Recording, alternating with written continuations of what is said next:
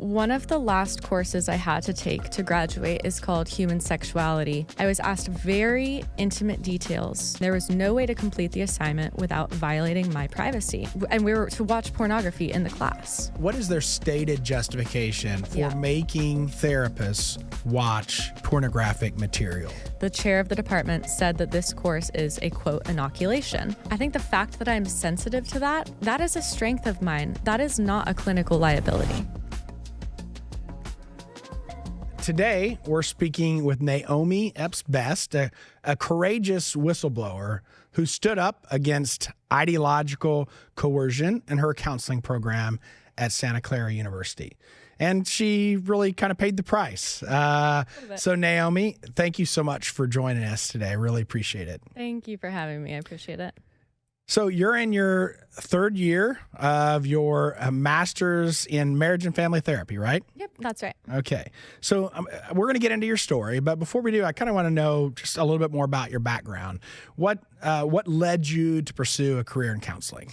Yeah, well, my mom is a therapist, actually. So the psychotherapeutic worldview was part of my upbringing. There was always great discussions about mental health, psychological well-being. And as I progressed, getting older, I was considering what I wanted to do. I knew I wanted to help people, and I wasn't sure the best area to do that. So when I went to UC Berkeley, I considered becoming a lawyer. I was pre-law, so I got my degree in legal studies, and then I was told by lawyers not to do it.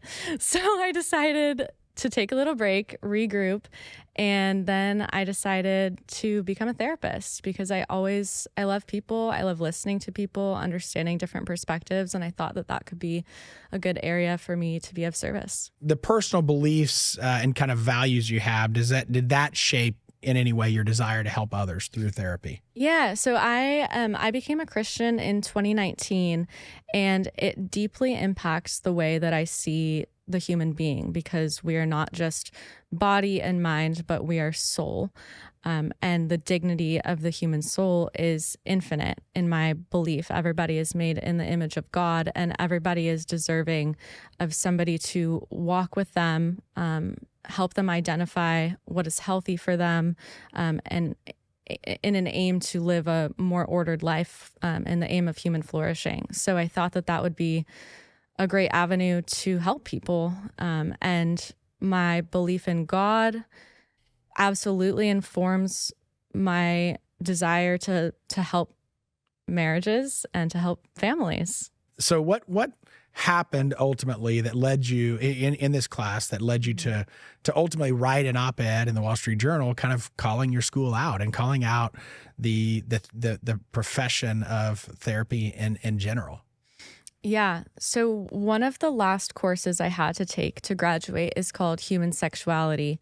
And I originally enrolled in this course in summer 2024. And immediately upon reading the syllabus, I discovered a sexual ethic that just really violated my deeply held beliefs. I'm not going to go into detail about what was in it, but I will say that it was overtly pornographic material and pushing the normalization of sadomasochism, which is folks deriving gratification from harming another person or deriving gratification from being harmed, and the regular use of pornography.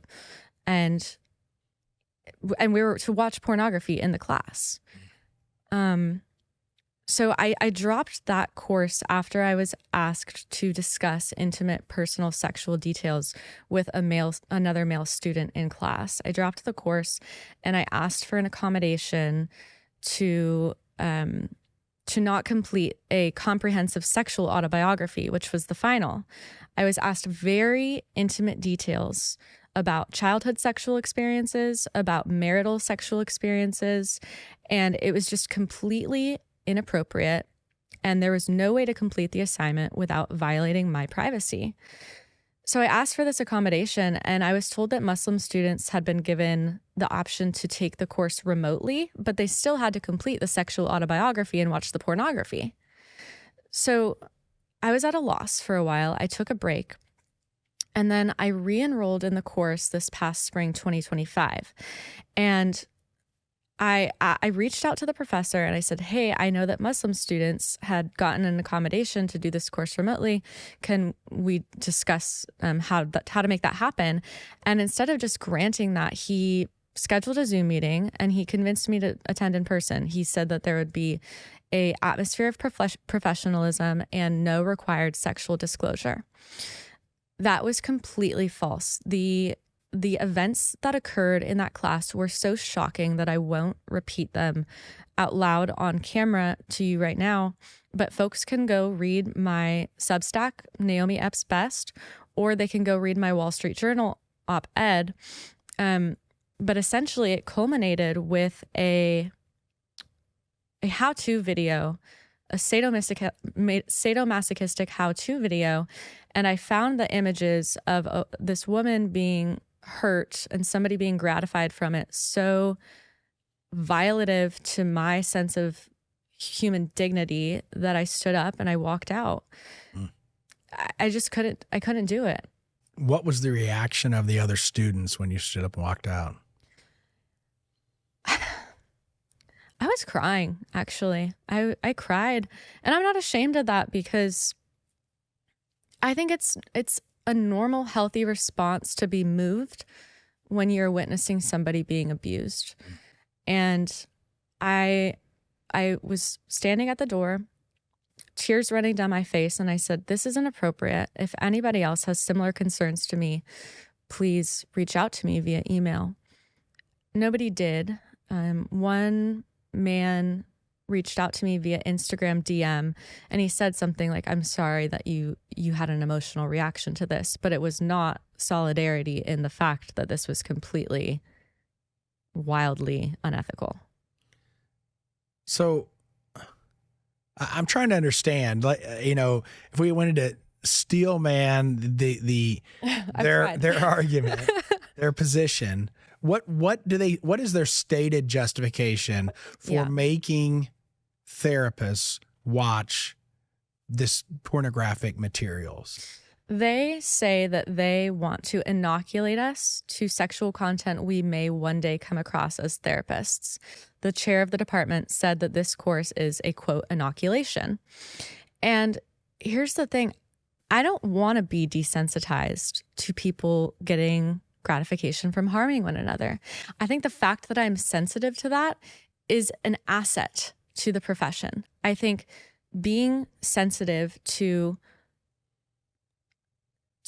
again, the human dignity of another person, that nobody deserves to be hurt in this way, that is a strength of mine. That is not a clinical liability. So you walk out of class. What did you do next? I asked again. I said, I'm not going to go back to the class. I asked again if I could do it remotely, and they said, drop the class or be dropped. So they gave me a one-time exception to do a continuing education course in human sexuality through just continuing credits, which I completed. And of course, there was no pornographic content and no required sexual disclosure because it's just blatantly unethical. And so I'll submit that for their requirement, but the fact remains that everybody else is still being sexually harassed and coerced in this program. It is unethical for a professor to require sexual disclosure of their students, and it is unethical to show pornographic material without a student's consent. In the following class after I left, because I still had access to the online platform, so I saw the next slide deck for the next class, and there was a whole critique on, trigger warnings don't do anything. I don't want a trigger warning. I want an option to not watch people be harmed. So you said it's unethical. What expand on that a little bit? Tell me why do you believe it's unethical? Is that a rule of the profession? Yes, it's actually a rule. So the American Psychological Association's Ethics Code 7.04 specifically bars psychologists from requiring sexual disclosure of their students. And I don't know how they're not acknowledging this. They continue to not acknowledge this. I've received letters from them saying that this is standard across California. Goodness help us if it is. But they're not acknowledging that this violates the ethical codes of the profession. Yeah. So you walk out, you ask for an accommodation. They allow you to take this other class to give you credit for that. So you're moving forward. But I think you've expressed some broader concerns to them as a school, right? You've said, hey, why are you requiring something of your students? And they said this has been going on for a very long time, right? Since the 80s. Since the 1980s. So you've said, why are you requiring something that violates the codes? Has anybody responded to that? No. Have they taken any of your other concerns seriously? No. I'm being stonewalled by them, and they're putting these PR statements out. Oh, we value the concerns of each individual. I went to the professor, to the chair, to the dean, to the provost, to the president, Title IX, campus ministry. I have tried every internal option to remedy this privately. I wrote to President Julie Sullivan in September of 2024, and I said, hey, let's fix this together, because this is putting Santa Clara University at reputational and legal risk. And I got not a word from her. There was no response. There was no response. The provost responded on her behalf and said, you can follow up with Title IX. I followed up with Title IX, and they dismissed my claim. They dismissed my claim of quid pro quo sexual harassment, saying that this falls under academic freedom. But I don't see a way in which requiring me to discuss my sexual experiences in return for graduating is not quid pro quo sexual harassment. I'm no lawyer, but that seems pretty plain to me. So you told me earlier when we were talking about another experience where, in class you were required to come into a class and identify yourself with with different categories and kind of how that set the tone and made you feel. Can you tell that story? Yeah. So the first class of my family therapy course, I walk in and immediately I see pasted on the walls race, gender, sexuality, nationality, religion, etc., all the identity categories. And I'm just thinking to myself, oh goodness, I know where this is headed. So I sit down and the professor asks us, okay, class, go move into the corner that you most identify with in your identity. So we physically separated ourselves. People who most identified with their race, they went into this corner. Those who most identified with their sex, that corner. Sexuality, that corner. Literally physically pulled us apart. And I am the only person standing under religion. I'm the only person, because how can I say that anything else but the fact that I am a child of God is most important to my identity? And I felt ashamed, actually, because I'm standing there by myself. We're instructed now to chat with our group mates about it. I'm standing there in silence by myself, and I'm looking down, holding back tears, literally. And it felt like I heard the voice of God, put your chin up. Put your chin up. It's okay. So I put my chin up. I put my hands together. I looked around the room, kind of smiled at people, and people were glancing at me. But this is the level of hostility that exists just being a person of deeply held faith in this program. And again, this is a nominally Catholic university, but you were the only one whose religion was your primary identity. Yeah. And to top this off, as we've talked about earlier, you've already been essentially told in many ways that identity is an oppressive identity towards other people, right? Yes. And so you're essentially telling everybody, I'm identifying with something that they would Yes. view as being oppressive to who they are. Exactly. Right? So it's automatically you're now in tension with somebody who you might have had a good relationship with before, right? Yeah. And so did this exercise bring people together? Absolutely not. It physically pulled us apart.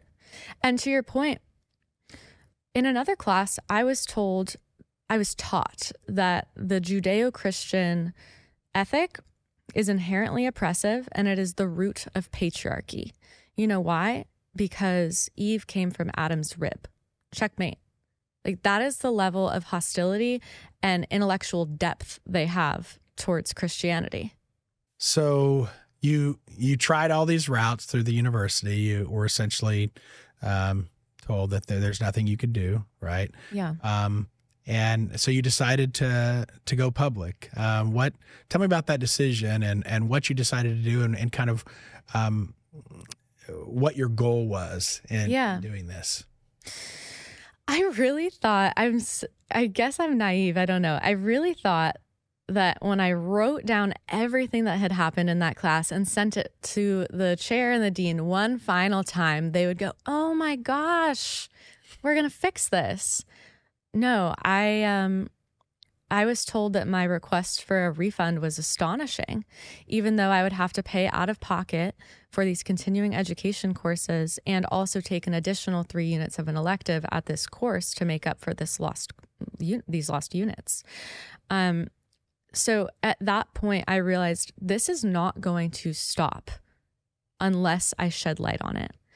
And I don't know if it's going to stop still, because it is apparently extremely important to them to dismantle normative sexual norms, including the privacy of one's own sexuality. So you decided to kind of go public and tell me about what you decided to do. Yeah. So I, meanwhile, all of this is happening, I have been concerned about the outsized role that critical theory has in therapy training more largely, not just with sexuality, but in all arenas.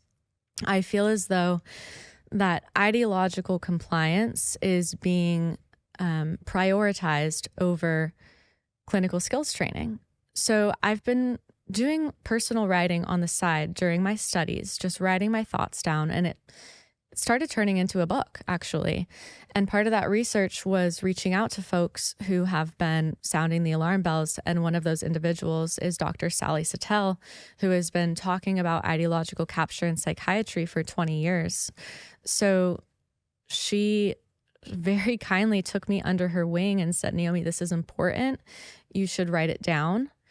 And I wrote it down, prayed about it, cried about it, talked to my family about it, submitted it to the Wall Street Journal, and they ran it, and it struck a nerve. It really struck a nerve. It, probably because of the sex stuff, but I also think that there's a growing understanding, consensus that critical theory has infested our higher education institutions, and it is having real world cost. So after the publication, I got an email from my boss, because part of this program, I have to do a therapy internship. And he said, "I need to discuss the Wall Street Journal article with you." And we talked on the phone for about an hour and a half. And at the end of the conversation, he goes, "You're really articulate. You're really reasonable. I think you'll make a great therapist. I want to keep you on." But folks in my organization are really concerned by this and really hurt. So I want to call a meeting and get you together with them so they can hear your perspective straight from you. So I go to this meeting, and it is a 15-on-1 attack style meeting. And who were these other people? Therapists in training. So people of my same level of seniority. So the director was there, his staff were there, and then the the therapists in training. And I was called unsafe. I was called, I was putting clients at risk of suicide because I was criticizing the BDSM culture. A woman brought a paper to pass around to everybody, taking down my arguments. And it went on for 2 hours, and I was sitting in the hot seat alone, defenseless. I mean, well, I had the defense of God, but that's amazing to me that a therapist organization believed that it would somehow be therapeutic or beneficial, right, for you to simply just be attacked because some people disagree with you. Was there any dialogue? Was there any kind of back and forth discussion of, is this, consistent with, best practices or anything like that? There was no meta level discussion, like, is this healthy as a group system? But there were discussions between me and the individuals, and I but they took me on one by one. And I had to sit there one by one and defend myself. And I disclosed such intimate details about my life and how I've come to these decisions. And there is no compassion or understanding. The fealty to the ideology is so strong that it clouds their moral reasoning. That's what it felt like anyway. So you have this 2-hour struggle session. What happened after that? At the end of the meeting, I talked to the director, and again, he said, "You did a great job. Maybe we should do this again next week. Let's do it on Tuesday with more people who are willing to come." And at this point, I'm taking it all the way for my own research because this is so bizarre to me, and also just such textbook social exile that I feel as though I am now reporting to the public what is happening in therapy and what happens when you dissent. So anyway, he proposes that we do it again, but then 2 hours later, he calls me and he says, "It's not tenable for you to continue at the organization. It is due to the intolerance of my staff. And I think that the writing you're doing is important and you should keep doing it." And, since doing media, I've stayed in contact with him and he wishes me well. So it's so interesting to me because I think that he sees the problem too. Obviously, as we've talked about this, I think what you've come to recognize that what's happened to you is not an anomaly. No. It's very common, right? That your experience in education and therapy education isn't unusual, and that this is happening across the country. It is. Right. And I think you've, through your undergraduate education and then this, you've, kind of targeted or understood that critical theory is playing a huge role in this because of how the worldview that it is positing.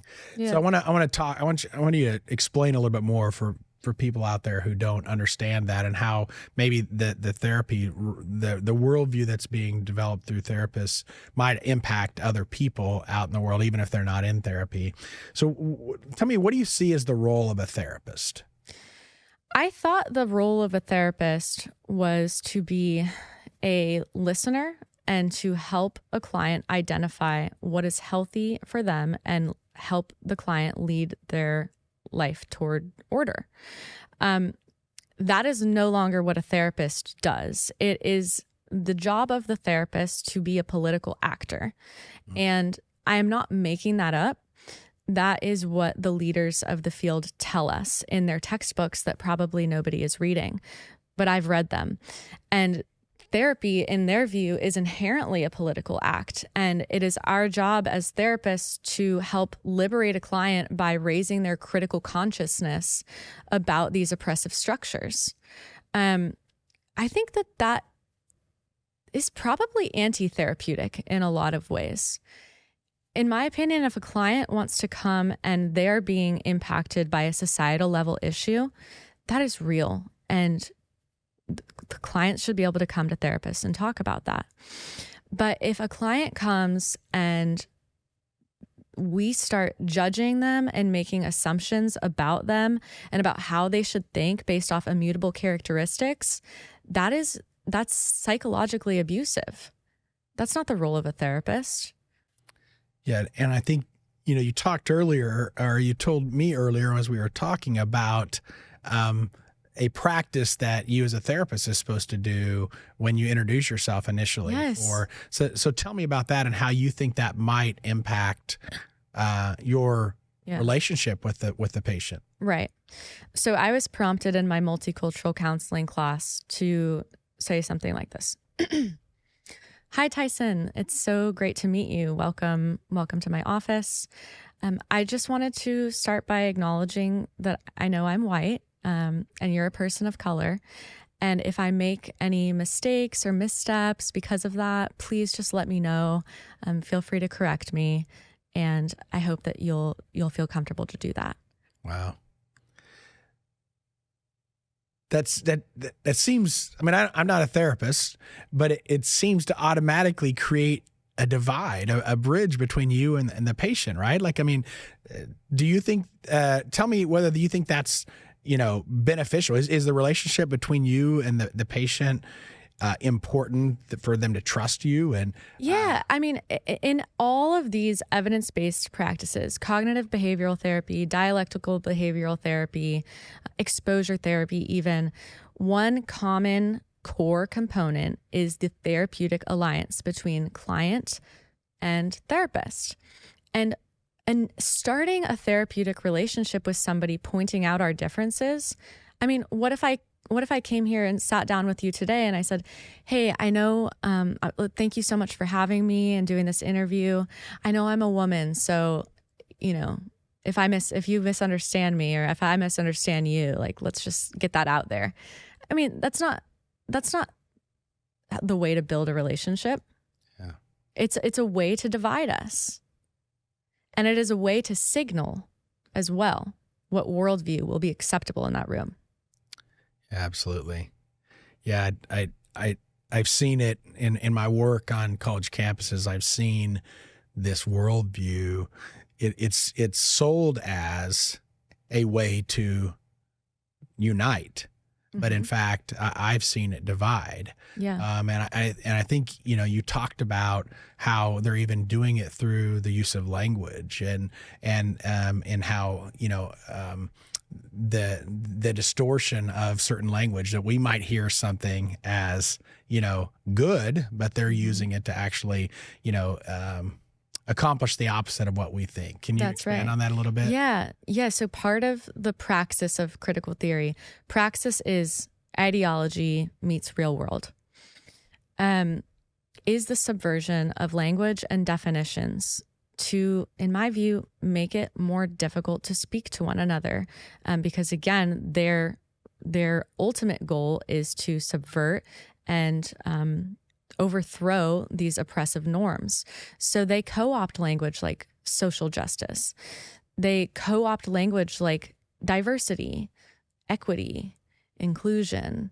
These are all positive terms that most of us resonate with off the bat. And it also is it's a strategic move, because now when I sit here on camera and I am opposing diversity, equity, and inclusion, that doesn't make me look very good, does it? But you must understand that this ideology is much deeper than the definitions that we all agreed upon 20 years ago of these words. Absolutely. And I think one of the things that we've seen at ADF And one of the reasons, I wanted to talk with you is because what we're seeing is that the therapeutic profession, psychology and psychiatry and counselors and therapists of all sorts they're being attacked on multiple sides. One is through the education side, but we've got a case going to the Supreme Court in the fall, Childs versus Salazar, where we're representing a counselor who is being forced by a state law to engage in speech and in therapy, which not only she believes is harmful, but which is actually contrary to what the patient says they want to seek. And so this state law says that a Colorado therapist can assist a patient if they come and they're wanting assistance as they transition from one gender to another, to a gender that's expressing one that's different than their biological sex. But if they come and say to you as a therapist, hey, I'm having these feelings of gender dysphoria. I want to, live consistent with my biological sex. The therapist would be banned from doing that. And so, do you see any parallels in those types of laws and then kind of what you saw at school in what is acceptable ideological and what's not, rather than looking at it from a therapeutic type lens? Yeah. I mean, when we were talking about treating children with gender dysphoria, we were taught that the affirmation-based model is the only ethical standard, that we have to adhere to it. And that affirmation doesn't mean, oh, Tyson, you're experiencing a lot of distress because, you're feeling such way. Like, I understand that you're feeling that distress. That's not what it is. It is affirming the belief that you can be the opposite sex to a child. One of the things we're also seeing along those same lines in schools and in therapist's office is parents who express that same desire, that I believe my child is going to be the most healthy and it's going to be the best if they live consistent with their biological sex, or at least be able to make that decision when they're of age. The parents are being told, you don't have a right to make that decision, and we're going to encourage the child to do something different. What was your experience, if anything, in your program with that the parental involvement in that decision?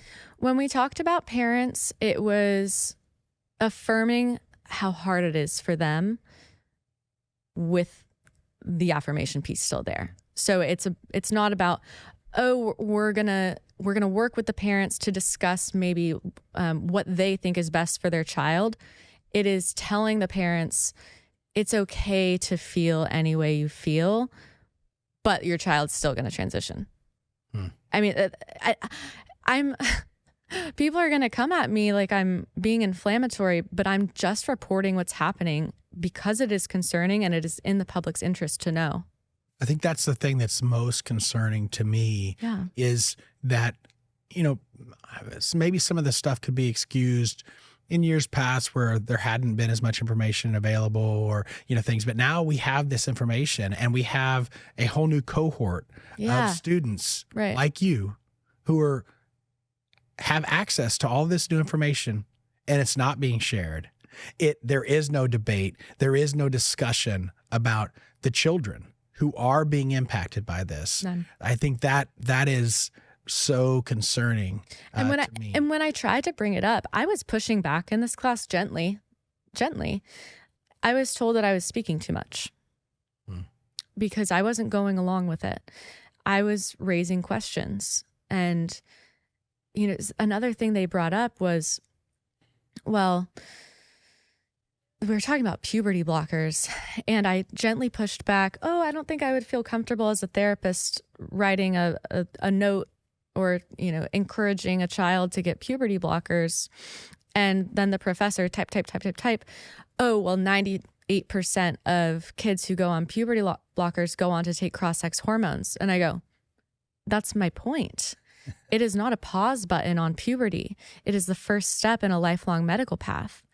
And again, I'm sure some of your audience will disagree with me. I do believe that I'm not in the position to tell another adult what to do with their medical decisions, but we have an ethical responsibility to protect children.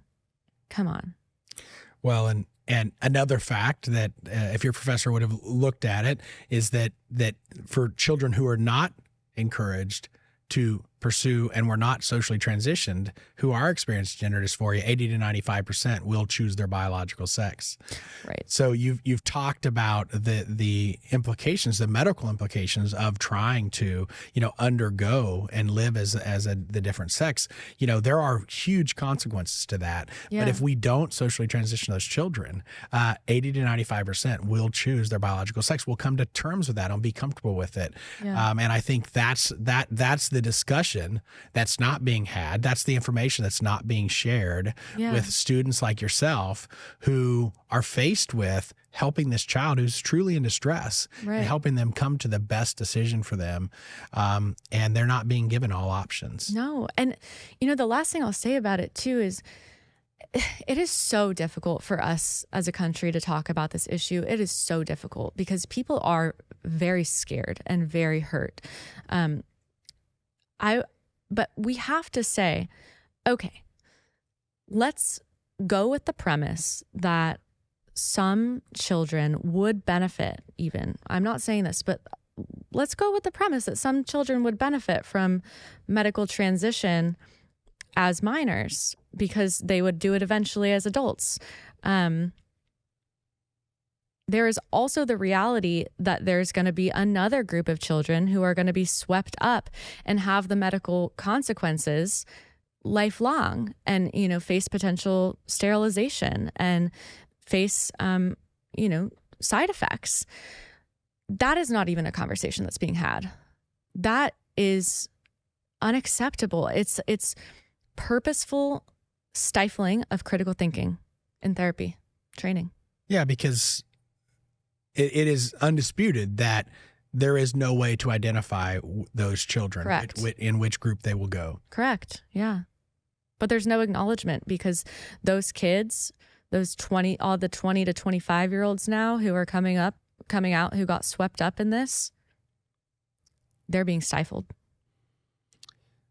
So you've gone through the program. You're almost done. You're now kind of blowing the whistle, and you're writing this book. Tell me why, if you're talking to lawmakers, to educators, to parents out there, tell them why your story matters and why this issue matters. Yeah, absolutely. Well, my story, it's a blip, but it is emblematic of the larger problem, which is ideological capture and coercion in therapy training. And I am calling on legislators and lawyers to take this seriously right now, because when we prioritize ideology over merit, there is real human cost. The other day, 3 days ago, I spoke with a woman for a few hours whose daughter died by overdose, probable suicide, due to persistent institutional failure and incompetence, because there has been a trade-off between ideological compliance and academic rigor. So at this point, I am calling on the federal government to investigate these licensing bodies and these accreditation bodies, because I have been getting message from people all over the country. I couldn't pass my licensing exam in good faith because it violated my deeply held beliefs. I couldn't write down the things. I couldn't lie. And I'm no lawyer, but that might be a First Amendment issue, and it is worth looking at because, like I said, people are suffering. People are going to continue suffering if we don't do something about this immediately. I can't do this by myself. I don't have the credentials nor the financial resources, but I will work with legislators. I will work with lawyers to take this all the way because it is that important. So what would you say to Christian students who feel called to the therapy industry and want to make a difference, but feel like they may not be able to go into it because they'll have to compromise their values? What would you say to them? Look, I think when we give up on the humanities, when Christians give up on the humanities, we are conceding a philosophical war. And we probably only have a few more generations of this philosophy to take hold completely before it is going to lead to a widespread collapse in the culture and in the country. I think we are being called to attend the institutions and say the truth. You will bear the consequences and show the consequences because people are interested. My story, it's not unique, and look at the attention that it's gotten.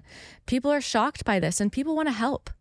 People like you across ideological divides, people in the therapy world. There is a growing counter movement to fix this. Groups like Critical Therapy Antidote are out there to support people. Groups like Open Therapy Institute are out there to support people in this. Be part of the solution. You have to go into the institutions, take on the beast, and then build the parallel institutions on the side. Because this is important. We have a mental health crisis, and we need good, competent clinicians.